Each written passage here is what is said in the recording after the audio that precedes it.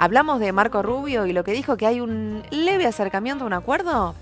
¿Es así? Sí, podemos Ajá. darle dos lecturas porque hay que hacer una interpretación dual, porque por un lado está pasando una cosa que ahora les voy a contar y por otro lado está pasando otra. Estados Unidos y Pakistán refuerzan los contactos de las negociaciones con Irán.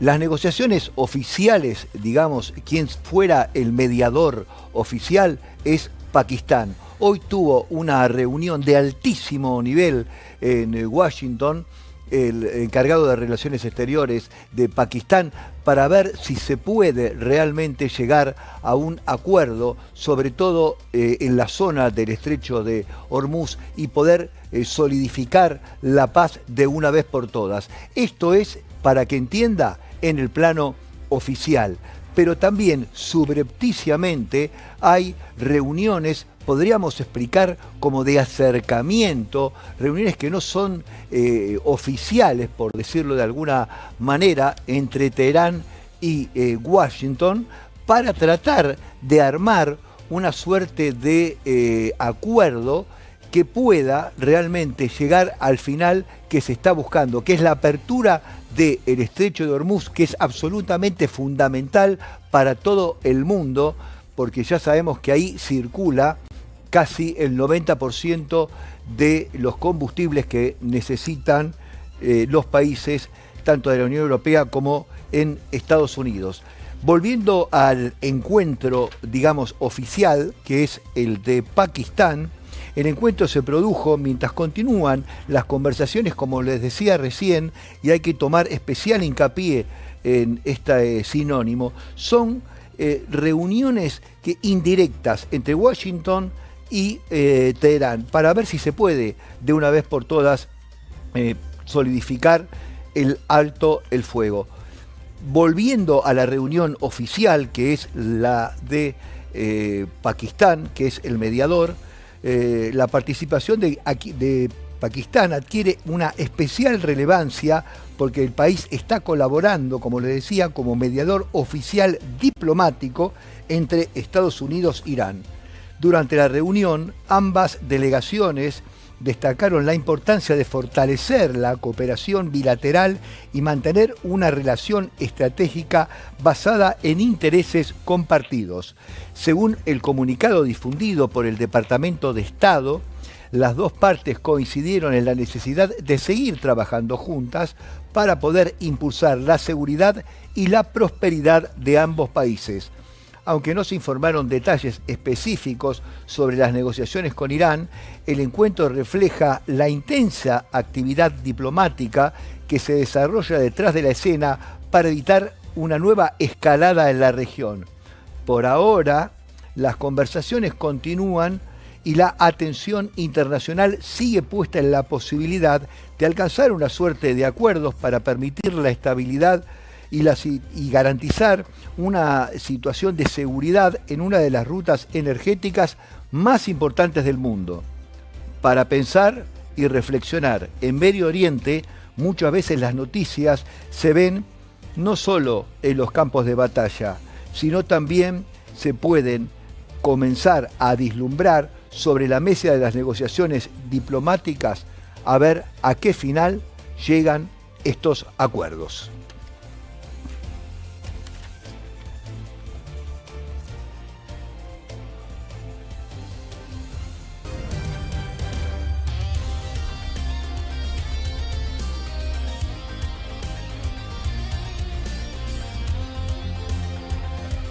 Bolivia, la situación sigue empeorando.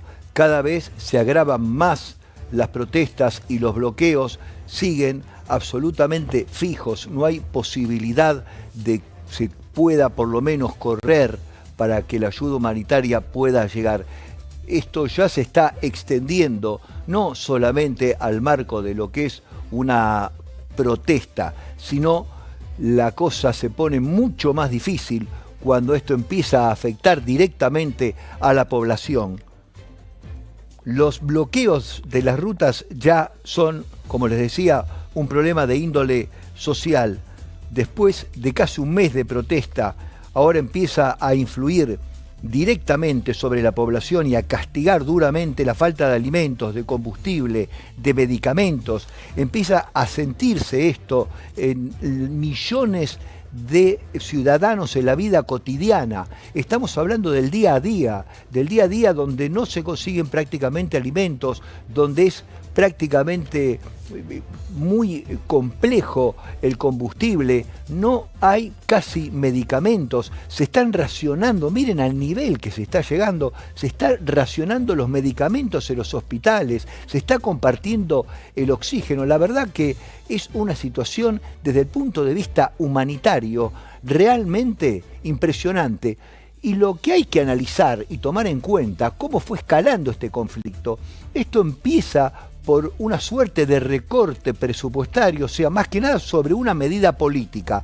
De la medida política se transforma en un conflicto de corte social. Y ahí es donde está el problema, porque es cuando el pueblo realmente lo empieza a sufrir en carne propia. Mientras todo esto se quedaba en una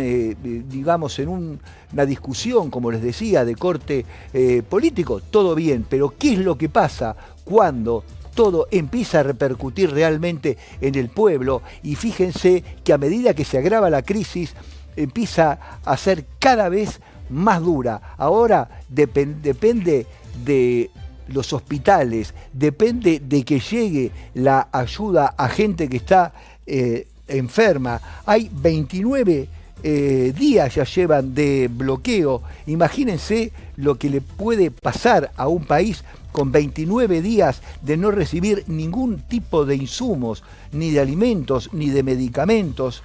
La verdad es que se llega a una situación absolutamente desesperante, una situación que se agrava todos los días por los cortes de ruta. Se ve que nadie quiere entender que es fundamental poder abrir esas arterias para que pueda recibir los insumos necesarios. Ya no es solamente el comer, estamos hablando de gente enferma, estamos hablando de niños, estamos hablando de artículos de primera necesidad.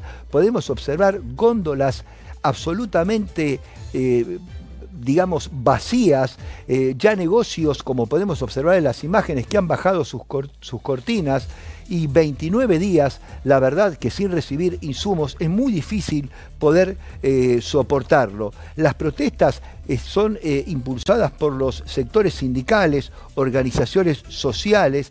Ellos son quienes mantienen los cortes en las rutas. Uno de los principales lugares más afectados es La Paz, por supuesto, la capital, donde comienzan a registrarse ya ahí, que se supone que al ser la capital, por supuesto, tiene una espalda mucho más grande para poder sostener estos menesteres de esta crisis humanitaria que realmente golpea muy duro a todo el pueblo. Ya los faltantes en La Paz se notan, faltan insumos. Y aparte, lo poco que hay ha generado una inflación tremenda, un aumento de precios en los alimentos cotidianos que les hace muy difícil pagarlo para el hombre de a pie. Según distintos reportes, algunos alimentos básicos, escuchen esto, duplicaron el valor, mientras otros productos se vuelven prácticamente imposibles de conseguir. Lo que hay es carísimo y lo que no se consigue. Ante este escenario, muchas familias se han visto obligadas a modificar, y escuchen bien esto, su alimentación diaria y a reducir cada vez más el consumo de alimentos. Hay gente que hoy come una sola vez por día y distribuye lo poco que consigue entre los miembros de la familia. La crisis no solo golpea fuertemente a todo lo que es el pueblo y a toda la sociedad, sino también golpea a la industria, porque no hay suministros para que la industria pueda funcionar, no hay materias primas, está todo absolutamente paralizado. Esta es la situación, esto es lo que el cuadro situacional, político, social en este momento en Bolivia es lo que está marcando el compás de lo que pasa en esta crisis que no tiene precedentes. La verdad es que frente a esta situación, el gobierno trata de organizar puentes aéreos con apoyos internacionales, por lo menos para abastecer algunas zonas que le son críticas. Sin embargo, los corredores humanitarios también se encuentran con obstáculos para operar con normalidad. Hasta este momento se debió para poder destrabar todo esto, se debió apelar a las fuerzas de seguridad para poder ver si se puede negociar el desbloqueo de las rutas, aunque sea con lo mínimo humanitario, para poder cubrir las falencias que veníamos hablando recién. Mientras tanto, la preocupación crece cada día y el bloqueo aumenta, pagando el costo económico sobre las industrias y el costo social sobre toda la población. Y los dejo para que reflexionen y puedan comprender realmente en carne propia lo que se está viviendo en nuestros países hermanos en este momento. Las crisis económicas suelen medirse con estadísticas, pero cuando faltan alimentos, combustibles, medicamentos y sus efectos empiezan a sentirse directamente en la mesa de cada familia, realmente habla de una situación cada vez más grave y desesperante para cada ciudadano boliviano.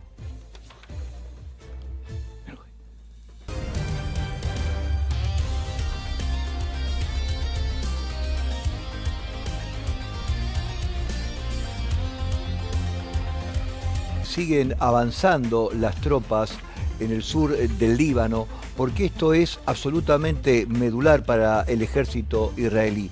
¿Cuál sería la táctica propuesta por el ejército israelí? Adentrarse más profundamente dentro del territorio del Líbano. Y alcanzaron hoy un punto que es estratégico para la región, tanto para el Hezbolá, que es donde refuerza más que nada bases que en este momento libran ataques hacia el ejército israelí bastante duro. Hay un río aproximadamente, para que se puedan ubicar, a unos 30 kilómetros, que es el río Litani. Está a 30 kilómetros de la frontera de ambos países. El hecho de que Israel haya llegado y atravesado ese límite realmente muestra lo que es la capacidad de invasión que tiene en este momento Netanyahu sobre la región del Líbano, y el objetivo que plantea es realmente exterminar al Hezbolá y tomar cada vez más posicionamiento del terreno. Según explicaron las fuerzas israelíes, lograron avanzar más allá, como les decía, de este río Litani, que es realmente un símbolo, digamos, y que separa, como les decía, la frontera de los dos países. Y decía que es un símbolo porque hay erradicados focos del Hezbolá que son realmente medulares para continuar los ataques.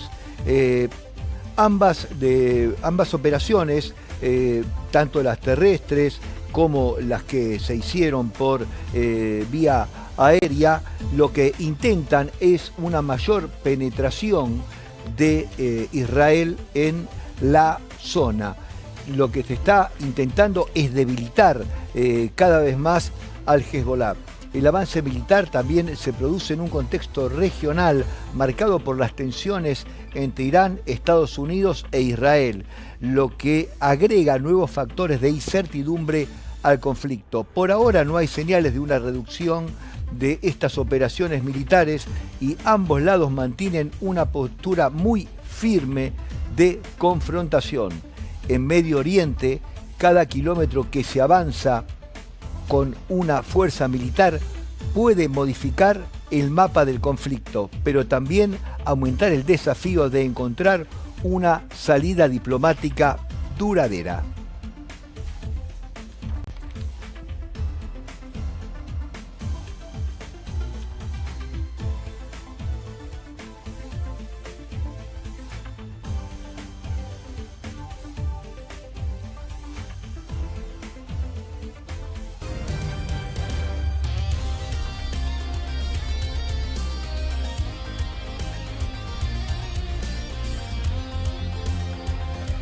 Nuevos ataques en el sur del Líbano dejan al menos 6 muertos. La escalada y la tensión militar en Líbano sigue creciendo momento a momento. Esta particularidad de querer expandir el terreno en el plano político hace atacar zonas que están densamente pobladas, como estamos viendo en este momento. Producto de la ofensiva israelí, 6 personas fallecieron, entre ellos un agente de policía. No solamente se atacó la parte sur y la parte poblada del sur, sino una serie de localidades periféricas que también fueron víctimas de cruentos ataques. Según los medios oficiales libaneses, uno de los hechos más destacados ocurrió en la localidad de Aba, donde un agente de policía, como les comentaba recién, perdió la vida durante un ataque con drones. En la misma zona también fue alcanzada por fuego de artillería en las primeras horas del día, provocando una situación, por supuesto, de alta tensión de hace semanas. Es una zona donde se reciben ataques de manera permanente, donde hay fuegos cruzados. Sobre todo lo que se quiere ahora desde el punto de vista militar y político es tratar de fortalecerse en la zona sur del Líbano y ya tenerla bajo su posesión. Las autoridades locales informaron que los ataques no se limitaron, como les decía, a una localidad. El problema es que los ataques se van expandiendo cada vez más. A esto se sumó también un ataque muy fuerte en el sur, donde una persona perdió la vida. De acuerdo con el balance preliminar difundido por medios oficiales del Líbano, los distritos atacados durante la jornada dejaron un saldo de 6 víctimas fatales. La frontera entre Israel y el Líbano sigue siendo uno de los puntos más sensibles en Medio Oriente, con enfrentamientos frecuentes, y la situación de la seguridad continúa deteriorándose. Cada nuevo bombardeo suma víctimas y tensión, recordando que en Medio Oriente los conflictos rara vez se limitan a una sola frontera.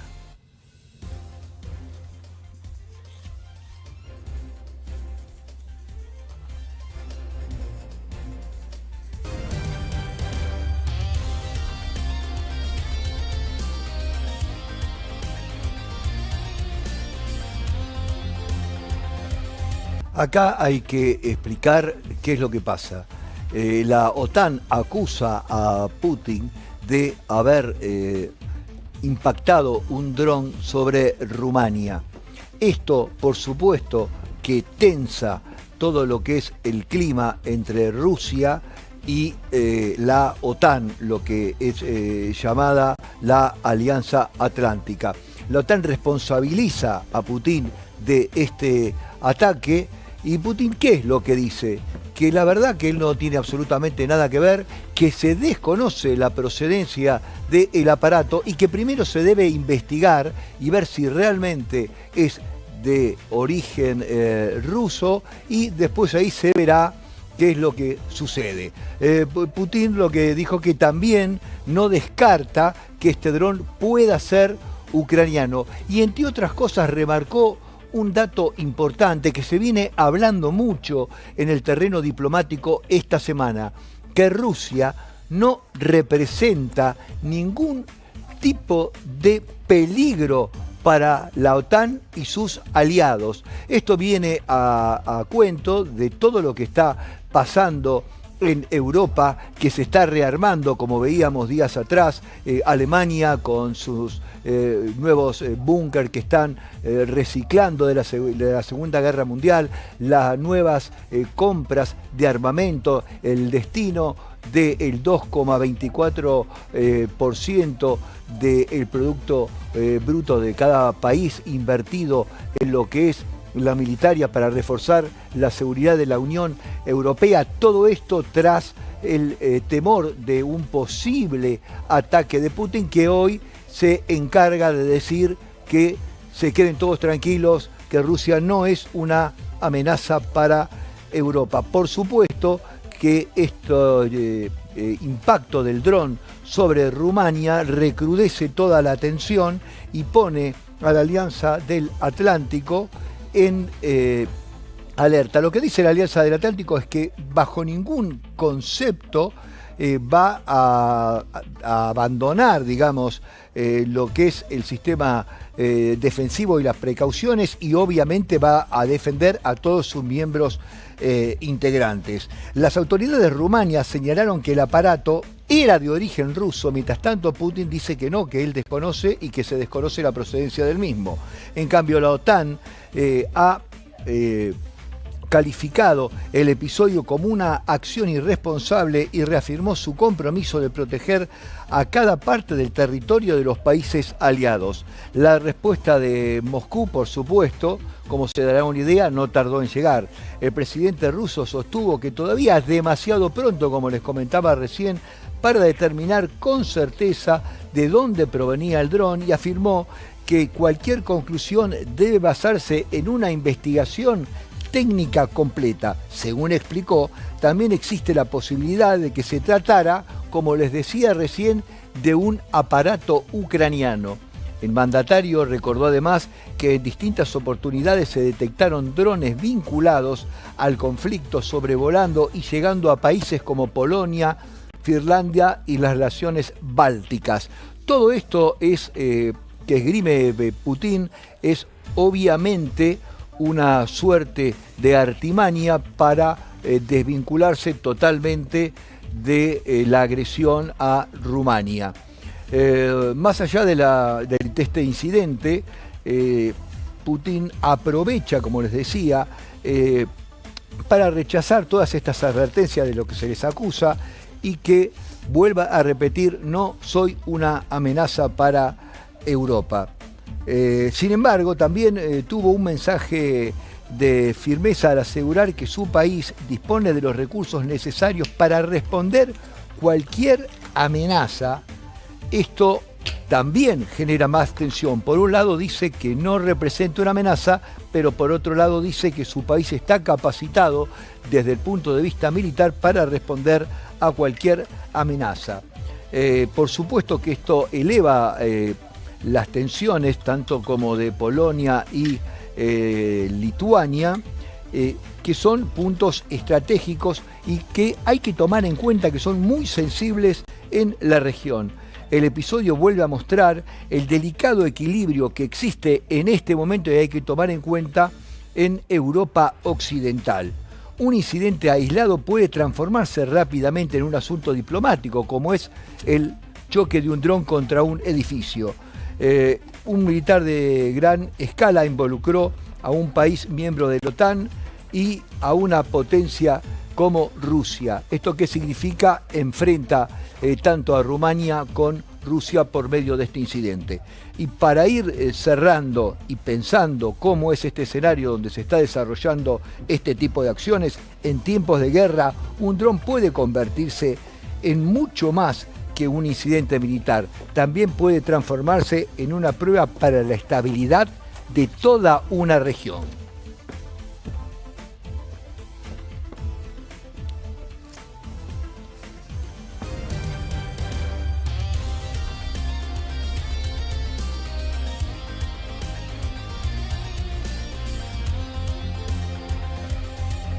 Advierte sobre un posible ataque ruso, un ataque ruso fuerte, un ataque ruso que quizás, como lo clasificó Zelensky, sin precedentes. El servicio secreto estuvo trabajando en las últimas horas sobre este tema y tiene la información clave de que este ataque no será como lo es los ataques habituales, sino que se preparan realmente con una fortaleza y una saña sobre, si se me permite el término, sobre Kiev y sobre los barrios aledaños. Es importante que trabaje la inteligencia sobre este tema. El problema fue que no dio, por supuesto, certezas por una cuestión de seguridad. Dice que, por supuesto, la información la tiene, que el ataque de gran escala previsto por Rusia es una realidad, pero por una cuestión de seguridad militar no puede dar, por supuesto, información de clave de cuándo se realizará el mismo. Frente a este escenario, el mandatario ucraniano volvió a insistir en la necesidad de fortalecer la defensa aérea.